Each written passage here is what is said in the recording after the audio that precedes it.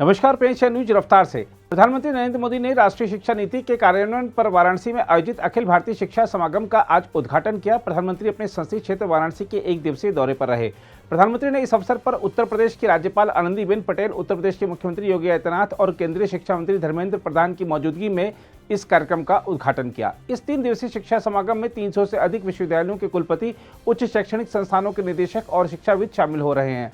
इस दौरान प्रधानमंत्री नरेंद्र मोदी ने अंग्रेजों के समय से देश में लागू शिक्षा व्यवस्था को ब्रिटिश हुकूमत द्वारा अपने लिए एक सेवक वर्ग तैयार करने के लिए बनाई गई व्यवस्था करार देते हुए कहा कि अंग्रेजों की बनाई व्यवस्था कभी भारत के मूल स्वभाव का हिस्सा नहीं थी और न हो सकती है।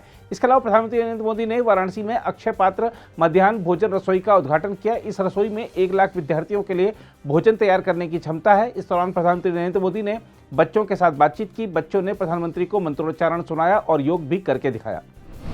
महाराष्ट्र के मुख्यमंत्री एकनाथ शिंदे ने गुरुवार को राज्य सचिवालय मंत्रालय में आधिकारिक रूप से अपना कार्यभार संभाल लिया। शिंदे के प्रभार संभालने से पहले भव्य तरीके से सजाए गए मुख्यमंत्री कार्यालय में पूजा की गई। उनके कक्ष में शिवसेना संस्थापक बाल ठाकरे की बड़ी तस्वीर लगी है और उसके बगल में शिंदे के मार्गदर्शक आनंद दिघे की तस्वीर लगी है। शिंदे ने सचिवालय इमारत में प्रवेश करते ही मराठा योद्धा छत्रपति शिवाजी महाराज और डॉक्टर BR अम्बेडकर को पुष्पांजलि अर्पित की। इस बीच उद्धव ठाकरे गुट को ठाणे में बड़ा झटका लगा है। ठाणे नगर निगम में पार्टी के 67 पार्षदों में से 66 ने महाराष्ट्र के मुख्यमंत्री एकनाथ शिंदे के नेतृत्व वाले गुट के प्रति समर्थन जताया है। इस नगर निगम को शिवसेना का गढ़ माना जाता है। विदेश मंत्री एस जयशंकर ने गुरुवार को अपने चीनी समकक्ष वांग यी को पूर्वी लद्दाख में वास्तविक नियंत्रण रेखा यानी LAC पर सभी लंबित मुद्दों के शीघ्र समाधान की आवश्यकता से अवगत कराया और कहा कि द्विपक्षीय संबंध परस्पर सम्मान, परस्पर संवेदनशीलता और परस्पर हितों पर आधारित होने चाहिए। बाली में G20 समूह के विदेश मंत्रियों की बैठक से इतर जयशंकर और वांग ने सीमा मुद्दों के समाधान के लिए दोनों पक्षों के बीच सैन्य स्तर की अगली वार्ता जल्द किसी तिथि पर आयोजित होने की उम्मीद भी जताई। जयशंकर ने वांग यी के साथ बैठक के दौरान भारतीय छात्रों की चीन वापसी और दोनों देशों के बीच सीधी उड़ानों को फिर शुरू करने सहित अन्य मुद्दों पर भी चर्चा की। विदेश मंत्रालय के बयान के अनुसार जयशंकर ने बातचीत के दौरान पूर्वी लद्दाख में वास्तविक नियंत्रण रेखा पर सभी लंबित मुद्दों के जल्द समाधान की बात कही।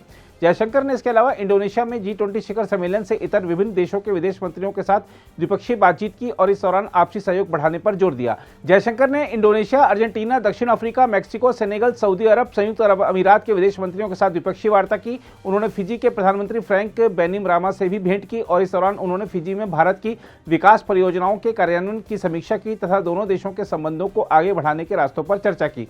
इसके अलावा जयशंकर ने यूरोपीय संघ के विदेश मामलों के उच्च प्रतिनिधि जोसेफ बोरेल के साथ बातचीत की, जिसमें यूक्रेन संकट के प्रभावों तथा बहुप्रतीक्षित मुक्त व्यापार समझौते के लिए भारत और यूरोपीय संघ के बीच वार्ता शुरू करने के बारे में चर्चा हुई। पंजाब के मुख्यमंत्री भगवंत मान आज अपने आवास पर एक निजी समारोह में डॉक्टर गुरप्रीत कौर के साथ विवाह के बंधन में बंध गए।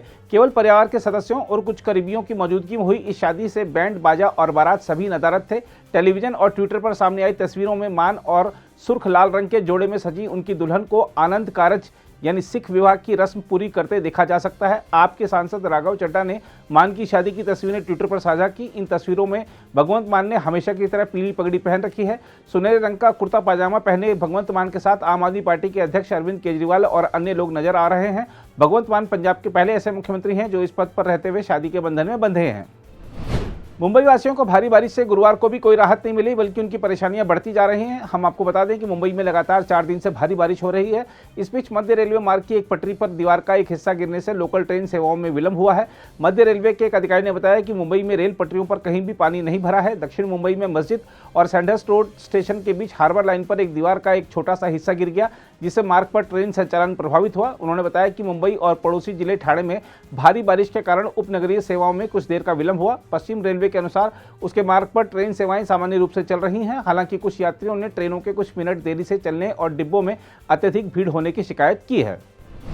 RSS की अखिल भारतीय प्रांत प्रचारकों की 3 दिवसीय बैठक गुरुवार को राजस्थान के झुंझुनू में शुरू हुई। इसमें संगठन के विस्तार, संघ के शताब्दी वर्ष से जुड़े कार्यों तथा आगामी वर्ष की कार्य योजना पर चर्चा होगी। संघ के एक वरिष्ठ पदाधिकारी ने बताया कि हर साल होने वाली संघ की अखिल भारतीय प्रांत प्रचारक बैठक राजस्थान के झुंझुनू के खेमी शक्ति मंदिर परिसर में शुरू हुई। यह बैठक 7 से 9 जुलाई तक चलेगी। इससे पहले संघ के अखिल भारतीय प्रचार प्रमुख सुनील आम्बेकर ने अपने बयान में कहा कि यह बैठक संगठन संबंधी विषयों पर केंद्रित होती है। बैठक में प्रांत प्रचारक अपने अपने कार्य क्षेत्रों की वास्तविक स्थिति की जानकारियां और अनुभव साझा करेंगे। केंद्रीय नागर विमानन मंत्री ज्योतिरादित्य माधवराव सिंधिया ने गुरुवार को इस्पात मंत्रालय का अतिरिक्त प्रभार संभाल लिया। राज्यसभा में मध्य प्रदेश का प्रतिनिधित्व करने वाले 51 वर्षीय सिंधिया नागर विमानन मंत्री हैं। मौजूदा नरेंद्र मोदी सरकार में वह तीसरे इस्पात मंत्री हैं। कामकाज संभालने से पहले सिंधिया ने उद्योग भवन में अपने कार्यालय की मेज पर भगवान गणेश की प्रतिमा रखी। उन्होंने इस्पात सचिव संजय कुमार सिंह और मंत्रालय के अन्य वरिष्ठ अधिकारियों की मौजूदगी में कार्यभार संभाला। सिंधिया ने ट्वीट किया, प्रधानमंत्री के निर्देश के मुताबिक मैं इस्पात मंत्रालय का प्रभार संभाल रहा हूँ। इस नई जिम्मेदारी को बखूबी निभाने की मैं पूरी कोशिश करूंगा। ब्रिटेन के प्रधानमंत्री बोरिस जॉनसन ने आखिरकार कंजर्वेटिव पार्टी के नेता के तौर पर इस्तीफा देने का ऐलान किया, जिसके साथ देश में एक अभूतपूर्व राजनीतिक संकट का अंत हो गया। अब पार्टी के नए नेता का चुनाव होगा, जो नए प्रधानमंत्री होंगे। कंजर्वेटिव पार्टी का सम्मेलन अक्टूबर में होने का कार्यक्रम है। तब तक जॉनसन के पद पर बने रहने की उम्मीद है।